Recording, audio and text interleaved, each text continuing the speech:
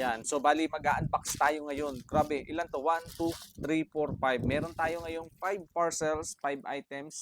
Ayan, nakakatuwa. 'Di ba? Araw-araw may dumadating. So, napakaswerte natin sa mga items na to. Bubuksan natin to isa-isa mamaya. Alam niyo yung iba dito parang last week pa 'to. Ngayon na lang ulit medyo ako natambakan kasi nung mga nakaraan halos ginagawa ko talaga siya kahit gabi. Eh, ngayon tuwing Saturday, Sunday na lang talaga ako. Medyo kinapitan tayo ng alam niyo yun, ng antok, ng kailangan magpahinga.